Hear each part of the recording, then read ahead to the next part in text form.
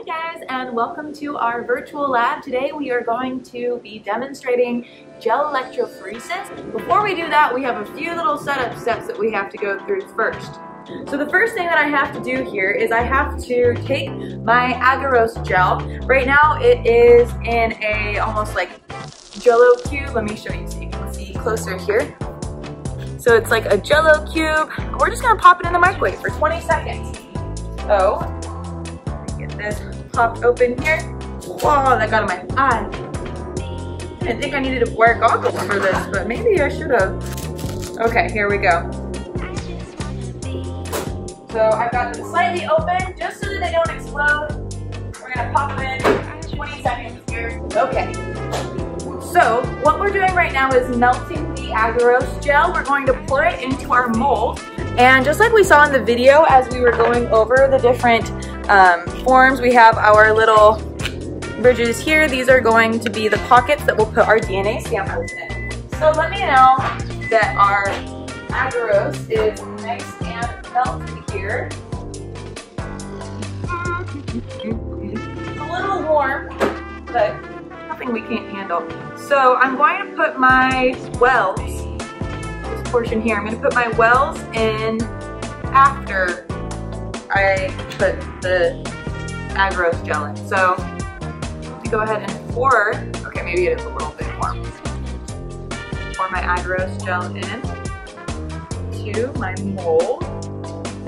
Beautiful. Perfect. Pause these in the trash. And then we're going to put our wells in, because remember these wells are where we're going to load DNA. So we've got 1, 2, 3, 4, 5 samples. 1, 2, 3. We can use the thicker end here. So here you can see how I laid out the mold for the wells. This is going to then solidify so that those wells there are where I can inject my DNA samples that then will be moved through the gel. So we're just gonna let that sit for about 10 minutes. It needs some time to harden. So while we do that, we are going to prepare our concentrate. This is going to be the liquid that allows everything to move around through that gel. So this is our TBE concentrate. So the reasons we use TBE are threefold. The T helps keep DNA deprotonated, which essentially means it's removing protons to keep it negatively charged so that it'll move through the gel. The B is just a protector there for the DNA, and then the E is an additional protector that is meant to prevent enzymes that would otherwise destroy DNA because it's their main role to attack DNA that's out of the nucleus. The E helps prevent those enzymes from actually chewing through the DNA, then allowing us to establish a DNA fingerprint. So what we're going to do is we have to dilute it. So this is 1 part per 19 of the deionized water. So deionized water is really useful for this particular step because if we remember, DNA has a negative charge and we're actually taking advantage of that negative charge to move it through the gel electrophoresis. Remember that agarose gel is essentially kind of like a sponge. It has little holes throughout it and the DNA moves through those holes based off of their size. So the larger molecules of DNA are going to move a little bit slower while the smaller molecules of DNA are going to move a lot faster. And then of course remember the actual sections of those DNA vary between each individual.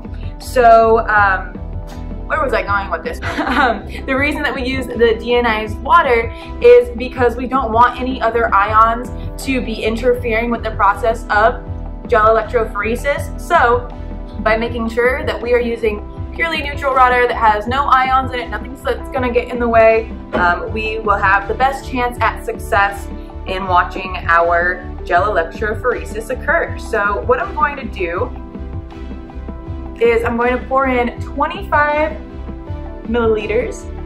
Now it's important when you are measuring out to do so on a flat surface. I know a lot of the time I tend to like hold something important, but whenever you hold something, there's always going to be that chance that you're not holding it even straight up. So it's really important that you want to have it setting down whenever you measure anything. So now that that's all measured out, we're going to put that to the side, and then I'm going to measure out my deionized water. So I have 25 milliliters of my buffer, and then I'm going to measure out 475 milliliters of deionized water here.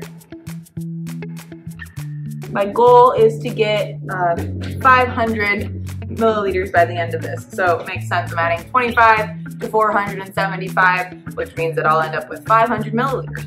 So let's go ahead and do that.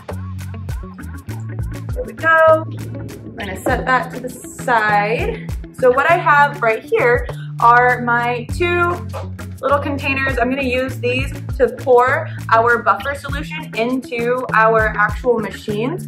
And I only need a little bit. So right now I need about 135 milliliters. So I've got all that measured out and prepared here. Now, while we wait, because we've still got how much time? 2 minutes for my gel to finish sitting.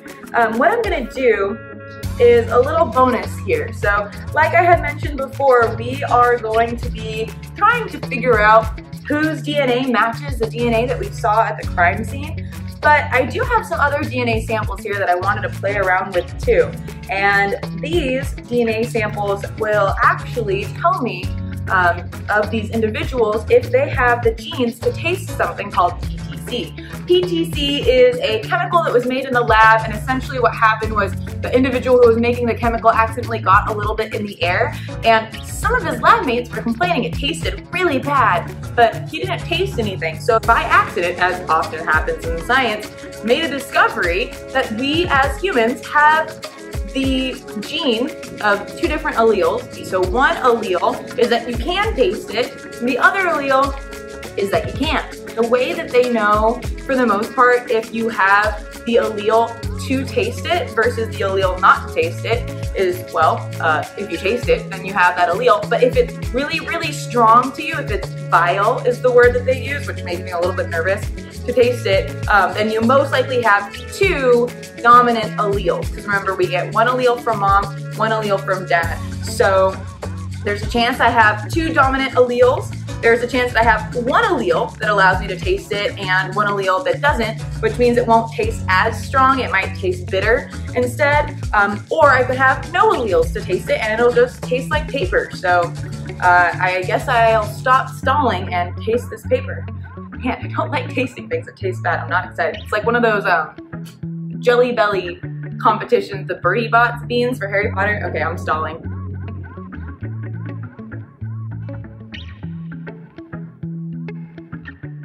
Oh, yep, nope, I can taste it. That wasn't very good. I would say, though, that was bitter. It wasn't vile. I definitely want to taste something else in my mouth right now that isn't that paper, so I'll be right back. I'm so glad I hadn't finished my lunch yet. I still had some grapes left over to get that taste out of my mouth. All right, so let's check on our gel here. Perfect, lovely. It is fully set, which means that we can take our wells out here. Let me show you, since I don't have to worry about this spilling out now. So you can see I have my two little pockets here.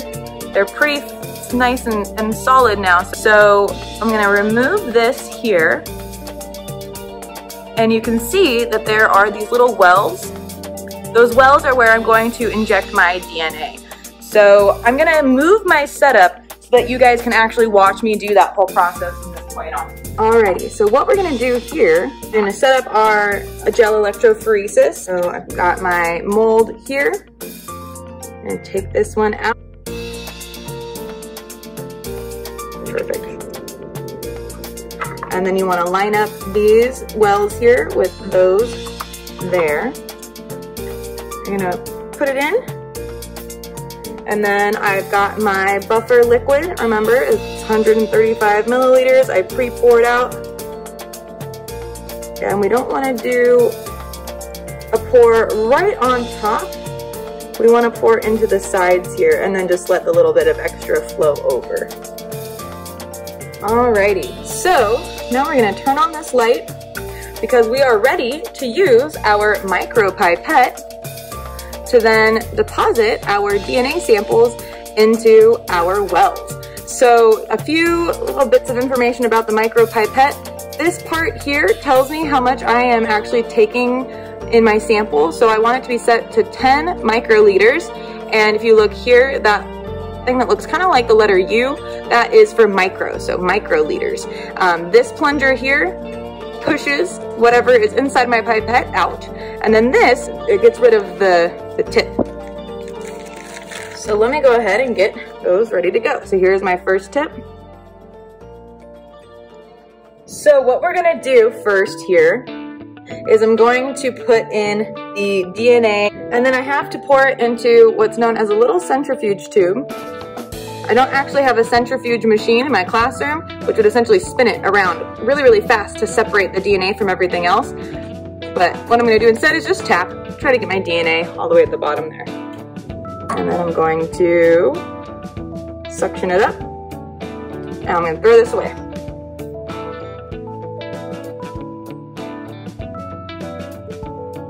Loaded it into the well, and I'm gonna get rid of my tip. And we're just going to follow the same steps for the remainder of my samples.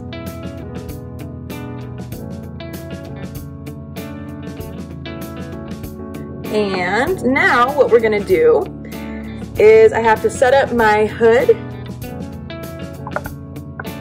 right here, and then we're gonna change the light to ultra bright, and we're gonna start our process. And then we're just gonna let it do its thing for about 20 minutes. And these are the resulting DNA fingerprints I was able to achieve after completing gel electrophoresis.